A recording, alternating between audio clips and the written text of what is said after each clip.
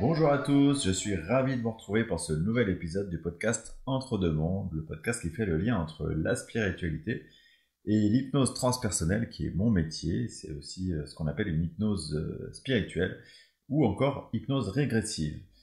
Et ce podcast Entre deux mondes, il fait évidemment aussi le lien entre ce monde, notre incarnation terrestre, et le monde de l'au-delà. Et justement, quelle merveilleuse transition puisqu'aujourd'hui, nous allons aborder le thème de la mort.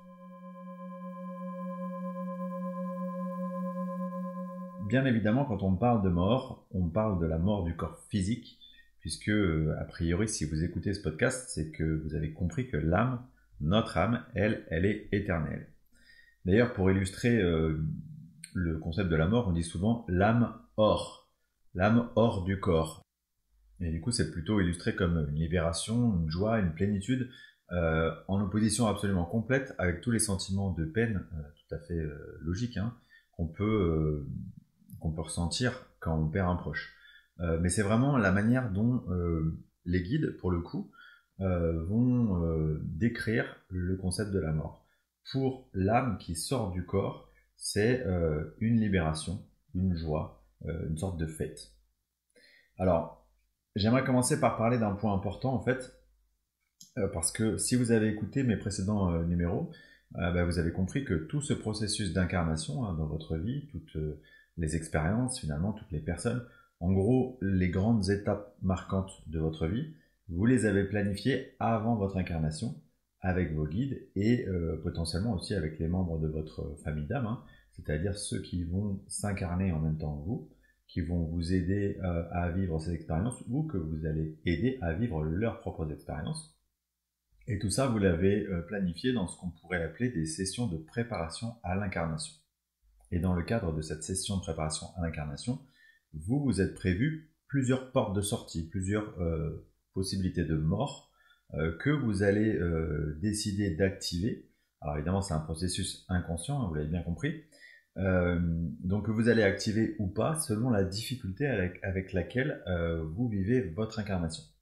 Donc la première chose importante à dire sur ce sujet, c'est qu'il n'y a évidemment pas de hasard sur ce processus de mort. Le seul élément qui pourrait venir un petit peu en contradiction avec ce que je viens de vous dire, c'est le cas du suicide, puisque, alors j'en ai déjà parlé dans le podcast numéro 3 hein, concernant les épreuves d'une incarnation, mais je voudrais simplement rappeler en fait que la mort par suicide, c'est le seul cas qui, sauf vraiment exception, car il y a toujours des suicides planifiés, donc c'est le seul cas qui lui n'a pas été prévu en session de préparation à l'incarnation. Alors il faut bien comprendre en fait que sur Terre, vous avez un libre arbitre, et bien dans l'au-delà, vous avez aussi cette libre arbitre. Donc vous avez pu vous préparer une incarnation très très lourde, et tellement lourde qu'elle va être trop compliquée finalement à vivre jusqu'au bout, jusqu'aux portes de sortie que vous avez prévues, et donc vous allez casser cette incarnation par un suicide. Maintenant, imaginons que vous allez mourir prochainement, comment concrètement ça va se passer? Et en fait, la première chose à dire, c'est que l'abandon de votre corps physique, il va pas du tout être vécu de la même manière selon le type de mort. En clair, dans le cas d'une mort soudaine, du type accident, AVC, crise cardiaque, un défunt il va avoir du mal à réaliser qu'il est mort. Et il va lui falloir du temps, il va lui falloir aussi des explications de son guide ou des défunts qui sont venus l'accueillir pour qu'il puisse comprendre finalement ce qui lui arrive et qu'il remonte sur les plans célestes. Alors dans le cas inverse, si on peut dire d'une mort lente de type maladie, la mort, elle est attendue. Donc en fait, il n'y a pas cet effet de surprise. Le nouveau défunt, il va comprendre généralement assez facilement ce qui s'est passé, donc c'est-à-dire qu'il a quitté son corps, son véhicule terrestre, et il va remonter plus facilement sur les plans célestes. Alors, reprenons notre exemple.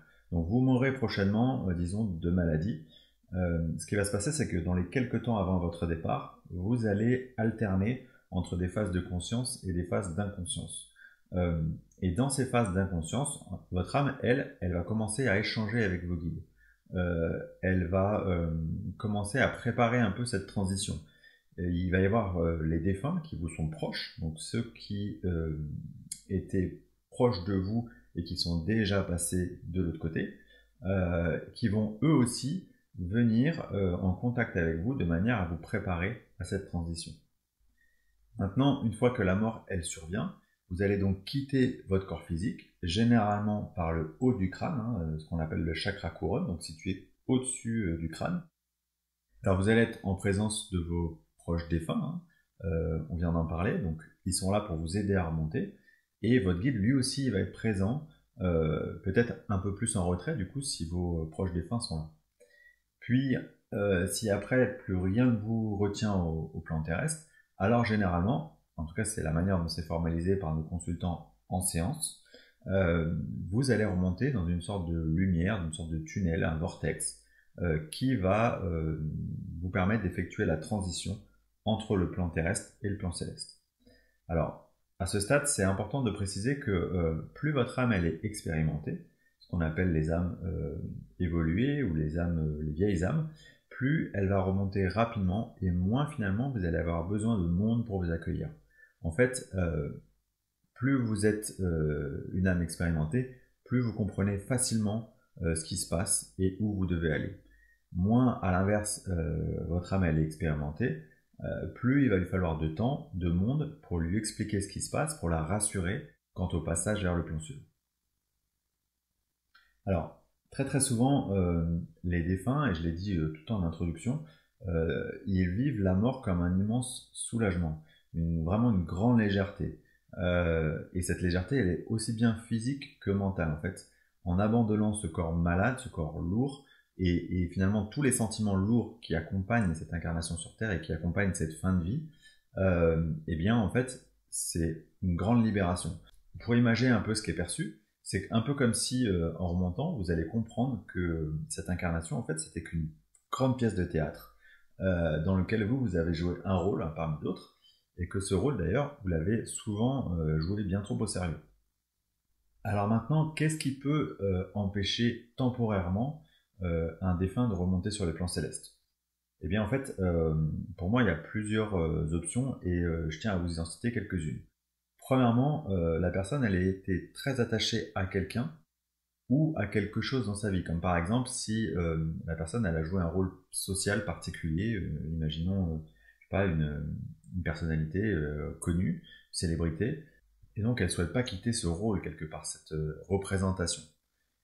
Le deuxième cas, c'est la personne qui a une vie dont elle n'est pas fière. Elle a peur de remonter parce qu'elle a peur d'être jugée.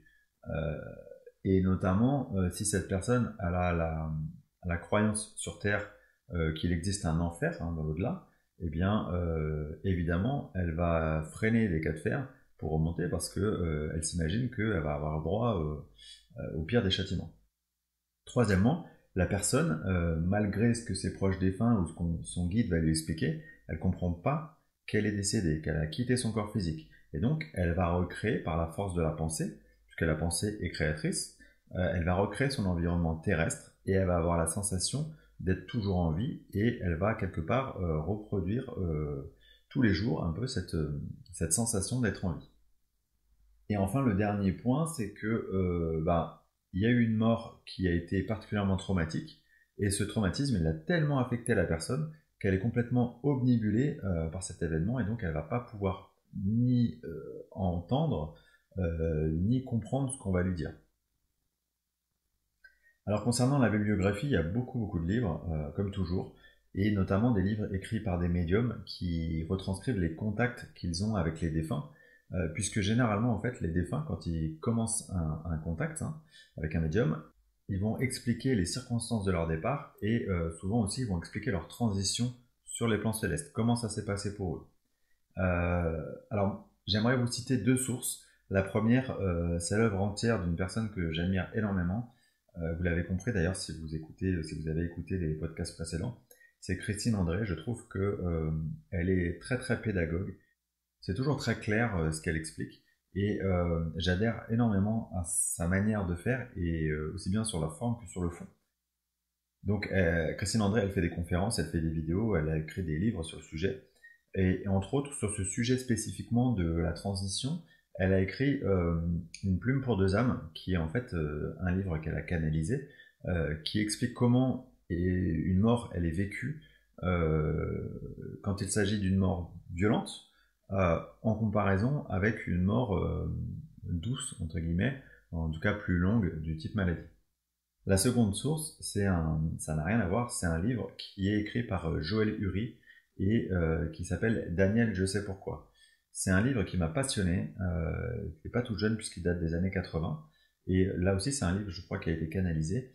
Il parle de la mort traumatique d'un enfant qui, de mémoire, je crois, a été tué par sa mère. Et en fait, cette mort, elle a été si traumatique qu'on va comprendre que l'enfant, il ressasse, il est vraiment traumatisé, et il va mettre beaucoup, beaucoup de temps à comprendre, en fait, et à pouvoir entendre son guide, à entendre ce qu'il lui dit, et à comprendre qu'il est mort. Ce qui est intéressant aussi, c'est que du coup, on va comprendre dans ce livre tout le cheminement du pardon et de la reconnexion avec l'être qui était sa mère, qui l'a tué de manière traumatique dans sa vie, et il va comprendre en fait qu'elle avait simplement joué un rôle. Alors maintenant, j'aimerais vous faire écouter une séance d'hypnose transpersonnelle durant laquelle la consultante, dans l'exploration d'une de ses vies antérieures, va se retrouver à ce moment précis de la transition entre le plan terrestre et le plan céleste. Quant à moi, je vous remercie infiniment pour votre écoute et je vous dis à très bientôt pour le prochain numéro du podcast Entre deux mondes. Ce prochain numéro, il abordera le sujet de l'entre-deux-vie.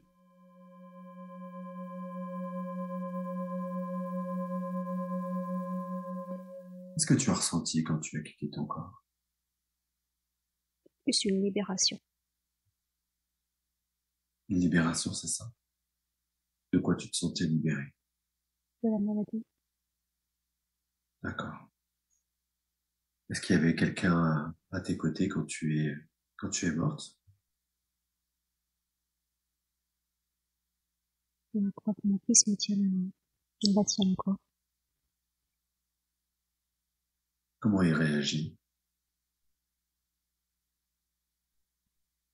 Il pleure, mais comme j'étais malade, de toute façon, donc il en avait bien compris que c'était fini. Et ouais. Et toi alors, qu'est-ce que tu fais? T'es au-dessus de ton corps Je crois que est-ce je regarde que... mon corps parce que pour une fois, moi, je profite de la situation. Et ouais. Je suis bien. Tu te sens libéré du coup physiquement de cette maladie? Est-ce que tu te sens libéré aussi psychiquement? Ben, c'est ça, c'est sans regret, j'ai l'impression qu'il n'y est plus. Et Ça ouais, y est, c'est bon, c'est fini. c'est ça. Ce regret, là, il est plus, je l'ai plus. Donc du coup, pour une fois, je profite. Comme si c'était la première fois que tu avais vraiment l'occasion d'être libéré de ces sentiments. Ouais. On profite de ce moment-là, on profite de ce soulagement, de cette libération. Est-ce que du coup tu restes un petit peu sur le plan terrestre ou est-ce que tu remontes? Je me sens attirée vers le haut, D'accord. mais je profite de regarder la vie en bas parce que j'en ai jamais profité finalement. Et je Et oui. m'aperçois que j'étais bien, que mon corps il était pas si mal. Bon, à part après avec cette maladie, mais un peu comme si pour la première fois je me regardais dans une glace et que je me rendais compte que j'étais bien. Et oui. Je suis attirée D'accord. vers le haut. Et du coup tu te laisses aspirer. Mm. Qu'est-ce que tu ressens durant la transition vers le plan céleste? Je crois que je résiste un peu, là. Un peu comme, ah là, je le ressens sur mon corps comme si mon corps il essayait de partir par le haut, là. C'est l'aspirateur, quoi. Et moi, j'ai pas trop envie de partir parce que je profite. Tu as envie de partir, qu'est-ce qui t'attache du coup à cette vie? Je regarde parce que j'ai pas eu le temps de regarder quand je vivais. C'est que j'étais bien, mon fils était là, il était bien aussi. Pendant cette maladie, j'avais jamais été malade. J'ai toujours été bien. Mon corps était en forme. J'avais des beaux vêtements. J'avais un très joli corps. J'ai jamais su me rendre compte de ça avant. Comme si du coup avec ce nouveau regard tu arrivais à voir des choses que tu ne pouvais pas voir avant, c'est ça, avec ton prisme? Ouais, c'est dommage. J'ai pas envie de partir. T'avais envie de partir. Alors, est-ce que tu restes quand même ou tu finis par remonter? Je sens des présences.